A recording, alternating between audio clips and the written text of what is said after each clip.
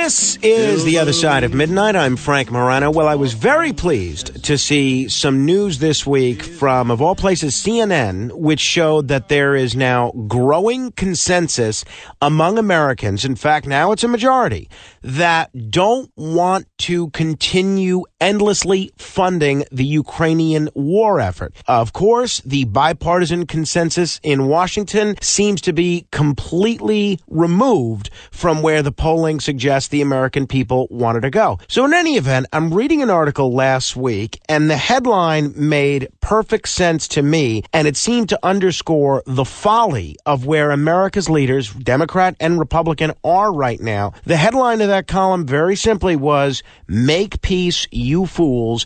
America's proxy war with Russia has transformed Ukraine into a graveyard." This is precisely what I've been saying. This is precisely what I've been trying to highlight. And contrary to people that think a diplomatic end to this solution makes you somehow a pro-Putin stooge, this, I believe, is the best thing, not just for the Russians, but the Ukrainians, and certainly for the Americans. I thought to myself, I have got to interview whoever wrote this column. Lo and behold, I scrolled down to the bottom, and I should not have been the least bit surprised that its author was the modern-day intellectual giant and warrior giant, retired Colonel Douglas Macgregor, a senior fellow with the American Conservative, former advisor to the Secretary of Defense in the Trump administration, a decorated combat veteran, and the author of 5 books. Somewhere along the line, he managed to pick up a PhD as well. Colonel Macgregor, it's great to talk to you again. Good to talk to you, Frank. Colonel, let me begin with the polling that I alluded to. We're seeing that now that it's not just a Republican thing, not just a Democratic thing. Americans on both sides of the aisle, and even people that don't necessarily consider themselves Democrat or Republican, liberal or conservative, they're a little fed up with continuing to support the Zelensky government in their war with Russia. Why are America's leaders not yet frustrated with this? It's nothing short of a miracle that Americans have turned out to be so rational because, as you know, they simply haven't had much of the truth. They've been lied to repeatedly now for months and months and months about what was going on in Ukraine and why the war was being fought. Somehow or another, miraculously, they've penetrated the veil of deceit and they figured things out. Now, the problem for Americans in general is that the uniparty, because I've effectively given up on talking about Republicans and Democrats, I just talk about the uniparty and the swamp that runs everything, really takes their cue entirely from donors. So what we live with today, unfortunately, is government by donor. And the donors, these are the American equivalent of Russian oligarchs. The billionaires and the millionaires in the main want the war. This is not something that anybody in the United States asked for. No one in America was ever consulted and said, do you want to turn Ukraine into a forward base for NATO from which it can attack Russia? Of course not. Nobody asked for that. Nobody wanted it. So now that this entire proposition has failed, Americans are saying, well, look, let's cut our losses and get out. But unfortunately, the donors want to keep going. And as long as the donors own the Congress and own the Senate and own the presidency, I suppose this is going to drag on. In your column, you encourage Washington to sort of do what Saudi Arabia is doing now, which is play a lead role in mediating an end to this conflict, coming to the negotiating table and asking all sides to keep in mind, look, both the United States and Russia have a massive nuclear arsenal. This is just an incredibly foolish errand to keep inching towards incremental nuclear war. Where do you see things going from here, Colonel? Well, it's very difficult to predict with any certainty, but I think there is a debate behind the scenes inside the Beltway, and in particular in the White House and the Department of State. And some people are saying, look, this can't go on. We've got bigger fish to fry here. We have an election next year. We've got to figure a way to get out of this. And one of the suggestions is to begin the process of blaming the failure of the proxy war on the Ukrainians that have been fighting it. I think we've already seen that happen in the New York Times, the Washington Post, where you'll read these lines in Time magazine that says, well, we've given Ukrainians everything they wanted. We've given them everything they've asked for, and they still can't seem to make it work. It's the kind of thing that I remember listening to people say about Vietnam towards the end. In 1969, 70, 71, I said, look, we've done everything. We've given them everything, and it's time for us to get out. In other words, whatever had nothing to do with us. When in reality, of course, the opposite is true. We created this proxy war. We installed this government in Kiev in 2014. We drove them forward. We promised them the world. Biden and Boris Johnson both promised Zelensky, we'll give you everything. You'll have the entire scientific industrial power of the United States and NATO behind you. The Russians have no chance because all of the underlying assumptions were wrong. And they were wrong because people said, well, Russia is just this gas station with nuclear weapons, that there's nothing to it, that the Russians are weak. And then we began lying to everybody, telling them that, well, the Russians are stupid, they're incompetent, and so forth and so on. So here we sit a year and a half later. Ukraine is destroyed. It's down to perhaps 19 or 20 million in population. At least 14 million have left the country. We think now somewhere between 350 and 400,000 Ukrainian soldiers have been killed. I saw some overhead imagery recently that suggested that 123,000 freshly dug graves are waiting to receive dead Ukrainian soldiers, even now as we speak. This is a catastrophe. It's a disaster. It needs to end. But to end it, if you're not going to tell the truth, and I don't see much evidence that anyone in Washington will, the answer is, well, it's not our fault. It's someone else's fault. And everyone hopes that they can simply place the blame on the Ukrainians and quietly over time turn everybody's attention to the new great threat, that being, of course, China. And so I see more and more emphasis on China. I see an effort to de-emphasize Ukraine and to blame things on the Ukrainians.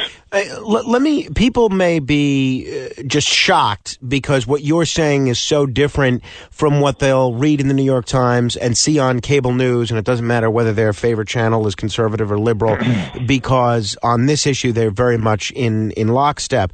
But the conventional wisdom, the narrative that's spun on the mainstream media outlets is, well, wait a minute, Vladimir Putin invaded his neighbor. Forced him to invade his neighbor. He invaded a sovereign country. Why is that rationale flawed? You can understand why people who hear you talking about the United States' role in bringing this conflict to fruition might bristle at that a little bit. Why is the conventional narrative incorrect? Well, first of all, we could spend hours explaining why it's fundamentally false. Let's talk a little bit about why this false narrative suggesting that all of this is simply because Vladimir Putin woke up and dreamed of reconquering Eastern Europe and decided to march into Ukraine. First of all, we have the hangover from the Cold War. People listened for decades. The bottom line is that I think we're dealing with the hangover from the Cold War, obviously. People are used to hearing terrible things about the Soviet Union. People haven't made in the United States the adjustment to a Russia that is not communist, a Russia that is not bent on expansion, a Russia that is not incurably hostile to the West. That's part of the problem. The second part of the problem is that, people are still willing to believe the mainstream media. One would think after the Russia hoax with Donald Trump and this entire clown show in Washington that have tried desperately to depict him in such unfavorable terms that at least half the population have long since walked away from the mainstream media. So that's part of the problem. But the thing to keep in mind is that Ukraine was picked by us some time ago as a place that we wanted to expand NATO. The promise was made early on to Gorbachev that we would not take advantage of the withdrawal of Soviet forces from the region. We would not expand eastward beyond Germany. Obviously, all of that was thrown under the bus under Bill Clinton. And then we began this actively hostile policy towards Russia. And we sent some of the worst people you could begin to imagine over to Russia to advise them on what they should do with their economy. It was so appalling that Joseph Stiglitz, the Nobel Prize winner, backed off and said, this is a catastrophe. we're trying to force Russia down this road to pure capitalism. It can't do it. This is going to have terrible consequences. All of this came together. Putin picks Russia up out of the gutter, recovers it from the ruins, and tries desperately to convey to us the fear in Russia of having NATO immediately on its border, particularly given what they saw happen to Serbia in the Balkans, what they saw happen in Georgia. And that's one of the reasons why when the coup occurred and we installed this radical nationalist government with the help of the CIA in Kiev, that people in Russia said we've got to act immediately, and they went and seized Crimea, which historically was Russian anyway, where the population was Russian and disliked the Ukrainians intensely. So they went into Crimea because they saw that becoming almost immediately a naval base for the United States Navy. So here we sit after all this nonsense.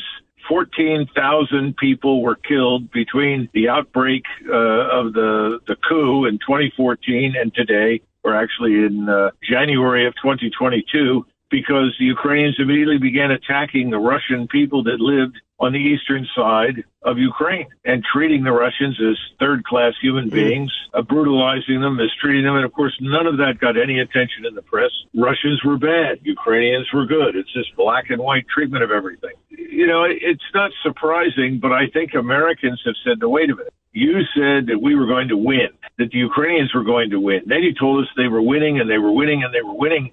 It's becoming increasingly obvious that after $180 billion worth of aid and cash, Ukraine is a catastrophe. Yeah. Everybody's leaving. The place is falling apart. Hundreds of thousands of people have died. Well, this was a bad idea, and the American people have the incentive to step in and say, stop. And, of course, that's a very intelligent thing. But, again, the donors won't quit. You alluded to NATO a couple of times, and obviously you're no stranger to dealing with NATO. You have a lengthy history in public service working with NATO. You were or at least one of the top planners of the 1999 NATO bombing of Yugoslavia. You've dealt with NATO leadership. You've dealt with the leadership and the military of other NATO countries. One of the things that's come about as a result of this Russia-Ukraine war is that NATO has expanded even more. Finland officially joined NATO back in April. It's looking now like Sweden is going to be joining the alliance, abandoning historical neutrality. Explain to Americans listening what that means in terms of where that leaves American security. Explain to folks where that leaves us. A lot of people might think, all right, the bigger NATO is, the better, the more safe that makes America, the more we're able to provide for everybody's common defense. Is that the case? No, actually, it's the opposite. The sad truth of the matter is that most of the countries are quite small. I mean, you look at Finland, there are, 5 million Finns. Sweden has got perhaps 8 million people. These countries are not adding to the scientific industrial power of the United States. They are not adding to American security. They're effectively joining an organization that already consists of military dependencies. Germany was the one state that at one point actually fielded large and powerful forces, but then systematically disarmed itself, leaving essentially the United States almost alone. The only other state with a sizable and powerful military, of course, is Turkey. And most people regard Turkey as at most a paper ally. So, no, we're not more secure from this. What we've done is we've created an enormous problem for ourselves in terms of trying to secure everybody and their future. So that's one problem. Second thing is when Eisenhower was president in the 1950s, he encouraged neutrality. He was very happy when Austria became neutral and hoped that most of Eastern Europe could be neutralized because he said we can't possibly defend all of these countries. Well, that was in the 1950s when we were probably stronger as a nation in terms of social cohesion, scientific industrial power, finance, military, everything than we are today. Much, much stronger. Today, we are actually at a weak point. And this is the wrong time for us to expand our obligations. I mean, there's an old expression, covenants without swords, what the British used to talk about in the 1920s and 30s. The British Empire took on more and more responsibilities, including the defense of Poland in 1939, which it absolutely could not provide. And yet they did it. They expanded their obligations, but they didn't have the forces to back it up. That's our problem at this stage of the game. And meanwhile, the Russian military is now stronger and larger than at any time since the 1980s, with modern equipment and excellent soldiers who are actually very well trained and very well led. If people are just tuning in, we're talking with Colonel Douglas Macgregor. He's one of my favorite guests. He's a retired U.S. Army colonel, former senior advisor to the Secretary of Defense, an author, and a senior fellow at the American Conservative. I have to ask you about this situation in Niger. Niger is the latest country in West Africa to fall victim to a coup. Evidently, the military has thrown out the president there, and they are engaging along a very different path when it comes to foreign policy. This has a lot of military leaders and a lot of diplomats in Washington worried. What do you think the implications of this Niger coup are for the United States? Well, something to keep in mind is that Niger and the countries that surround it have become very, very closely tied to the United States as well as France in many ways. Now, all of these countries were originally part of Afrique du Nord, of the French North African Empire. When the French officially decolonized, they retained in all of these states interests that were purely commercial. And these interests that are commercial had to do with mining, the extraction of minerals, many other things. And they were sweetheart deals that were made with the new governments. And, of course, at the time when Niger and its neighbors became independent, they needed a lot of help and support from the French. Over time, the French have made themselves extremely unwelcome in North Africa. The French are now seen as really just an extension of their former colonial presence. And the leadership in these countries, the new leadership, the people coming to power, have had it with them and want them out. We, unfortunately, in the meantime, insinuated ourselves into the region because we saw some strategic value in having an enormous airfield in the middle of the Sahara in Niger. At the same time, we wanted to establish a presence there to work with the French against the Islamists who were beginning to crop up and develop and expand in the region. But the truth is, once we came in there, the Islamist revolt, if you will, the rebels against us, really didn't exist. And it was our very presence that acted as a catalyst for the emergence of new Islamists. So now the local population is very, very angry with us as well as the French. And the interesting thing is that many of these military officers have been trained by us and educated by us thanks to this Africa Command that we set up years ago. We've insinuated ourselves into their military establishments, ostensibly for the purpose of, quote unquote, promoting liberal democracy. And what we've got instead are people that are furious with us, that see us as aiding and abetting the French exploitation of their countries. They've rebelled against their leaders, who they see as colonial lackeys of France and the United States, and they're throwing us out. And frankly, Frank, we should get out. Africa is Africa. It's not part of us. It's not part of France. And the people that live there need to determine their destinies. We should demilitarize our relationship with those people. But I'm sure that we'll refuse to do that. A lot of Americans read reports of the role that the Wagner Group played in the Niger coup, and it has there were even some reports of waving Russian flags and things of that nature. It does remind a lot of folks of the height of the Cold War, when the communist bloc and the West were sort of fighting for the latest third world country that would align with them as opposed to their adversary. Is this a new Cold War, not based on communism, but based on NATO versus everybody else? You know, I think in some ways it is, in other ways it's not. You know, first of all, Wagner did not make this coup happen. This happened for reasons that have nothing to do with the Wagner Group. Secondly, yes, they've been waving Russian flags.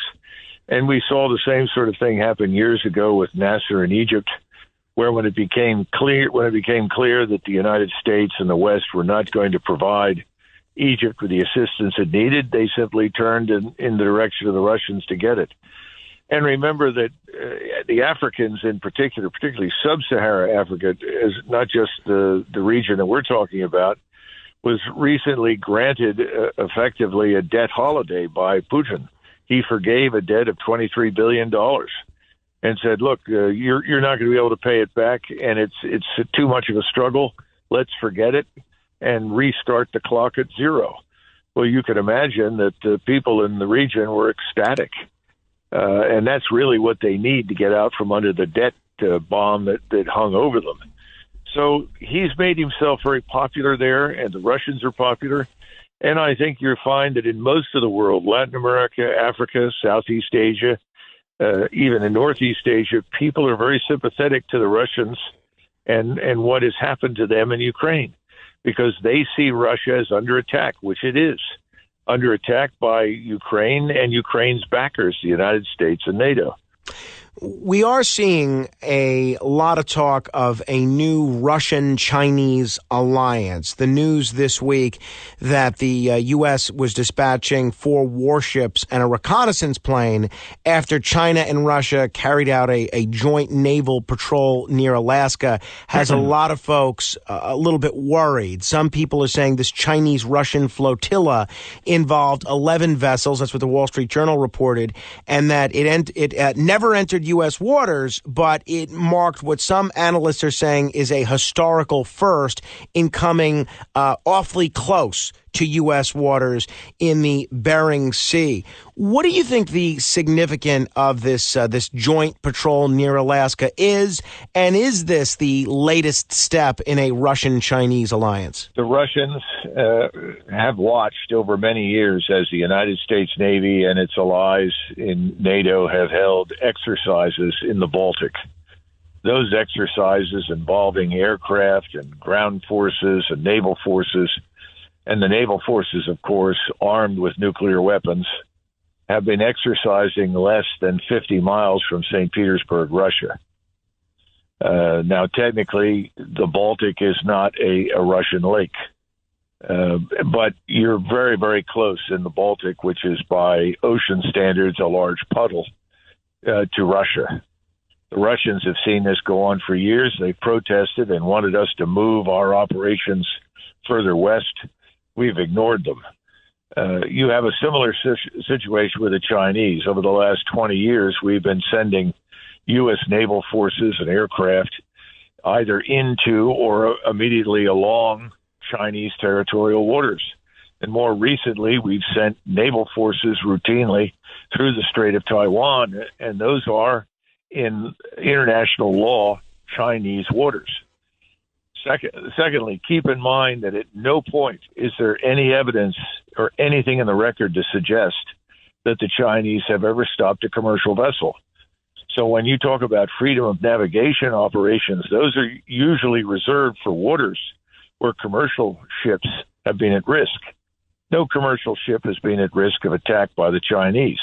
The Chinese are very dependent on access to the sea, down to the Strait of Malacca, and all the way to Africa and India. So the notion that somehow or another they would want to stop anything is, of course, absurd. So now, after all of this time, the Russians and the Chinese put together a very small force of 11 ships, probably a couple of submarines, and they've conducted an exercise in the North Pacific, far from U.S. territorial waters, but in an area where they haven't been previously. And the fact that they're Russian and Chinese trying to work out joint operations has raised some eyebrows. Well, I would argue that we have been behaving as the sort of schoolyard bully for years. And the schoolyard bully runs around and punches people in the face to keep them in line until somebody finally says, I've had enough, and hits him in the face. Then the schoolyard bully is upset, doesn't understand why there's any resistance. Well, I think that's what you've seen with Russia and China. They've had enough of us. And this is just a public demonstration of their readiness now to cooperate. And we should pay attention to it, because you hear fools in Washington on a routine basis talking about, well, perhaps we should be prepared to go to war with Russia. Listen to Lindsey Graham He makes these statements. He's not by any means the only one. Dan Sullivan from Alaska made an equally stupid statement about the events in the North Pacific. I have news for you. If you go to war with Russia, you will be at war today with Russia and China. If you go to war with China, you will be at war today with China and Russia. And by the way, I don't think they'll be alone. I think they will have lots of other nations that will cast their lot with them, because people are tired of the United States bullying them militarily, politically, and financially. As far as Taiwan goes, we're now seeing reports that China released a TV documentary showcasing the Chinese Army's ability to attack Taiwan.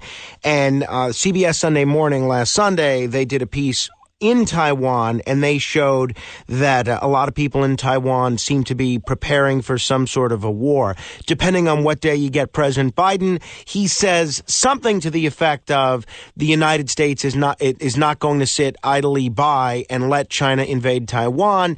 And until those remarks get walked back from some of his staffers, it has a lot of people wondering, could we be headed towards an armed conflict with China as well as Russia? Understanding that it may not be likely to happen, what should the United States do if China moves militarily forward with a Taiwanese invasion? Well, we absolutely should not try to move our forces 8,000 or 9,000 miles away from the United States to fight a war on China's doorstep.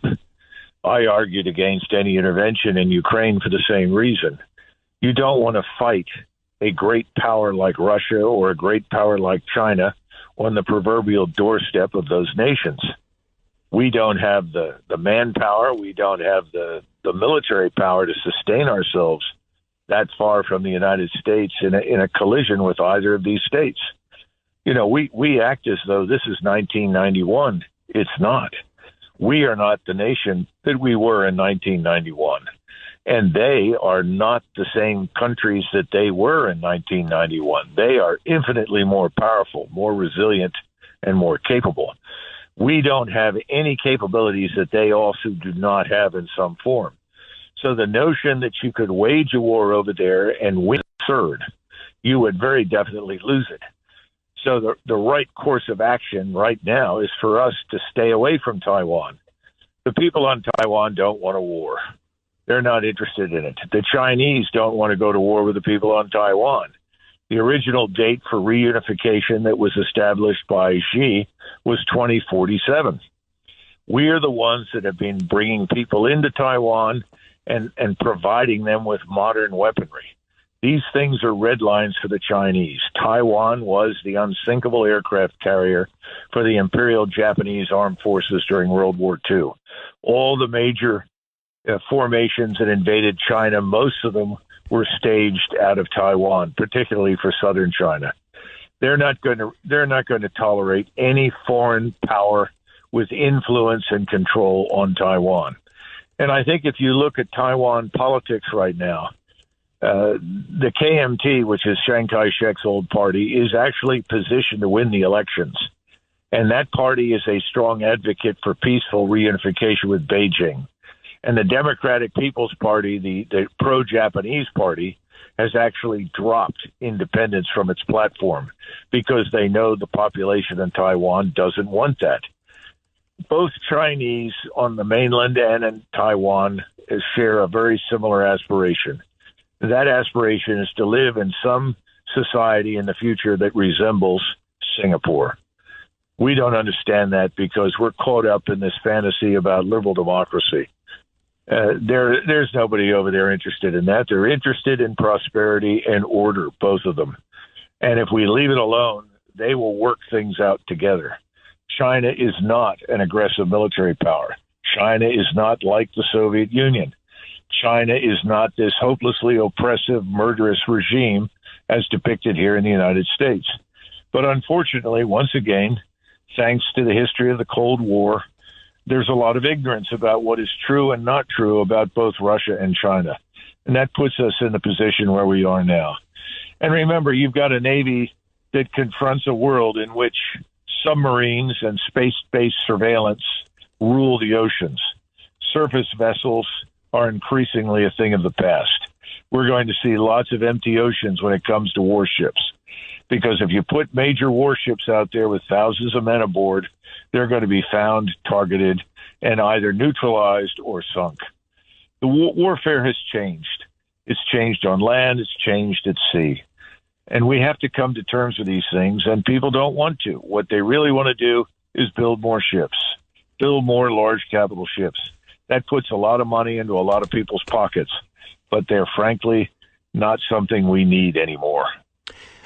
Colonel, let me end with this. Obviously, there's a presidential election next year, and a lot of people like me who are interested in foreign policy and interested in electing someone that's not going to lead us towards nuclear war are interested in candidates like Robert F. Kennedy on the left and Donald Trump on the right. But as someone that voted for Trump twice, which I did, I was quite frustrated that so many of the people in charge of Donald Trump's foreign policy team weren't people like Colonel Douglas Macgregor, although you were a senior advisor to the Secretary of Defense. They were people like John Bolton and Mike Pompeo and H.R. McMaster and the like. Is it fool me once, shame on you, fool me twice, shame on me? I mean, I'm curious what you're planning on doing with respect to the presidential race, and how can people who may have your view of foreign policy but feel like they were a little bit burned by the Trump administration and some of the key appointments that he made, how can they be comfortable in casting that vote again? Well, that's a good question. I mean, presupposing, of course, that we reach those elections without various calamities between now and then that could distort the election cycle. So setting aside all of that, I don't know exactly what will happen with President Trump. I have a lot of affection for him, but I really don't know what his plans are and the kinds of people that he plans to surround himself with. I just don't. I think very highly of R.F. Kennedy Jr., and I'll be frank with you, either of those men would lead what I would call an American First administration, and I would be happy to serve in an American First administration under either of them. But again, that's a long way off. There's a lot of water under the bridge. Sure. I still think that we face difficult times ahead for reasons of finance and economics, and also because of the uncertainty in the international environment. You know, I listen to Nassim Taleb talk frequently about black swans. Well, there are lots of black swans. Some of them are in foreign policy. They can come in the form of terrorism or warfare, just as they can come in the form of bankruptcy, bank runs, treasury bond, fire sales, and so forth. I can't predict any of those things right now, but I think we're in for a very bumpy ride. So I wouldn't assume anything at this stage, one way or the other. Colonel, we're going to have to end it there. It's always a treat to talk with you. Thanks so much for joining me, as always. Thank you, Frank.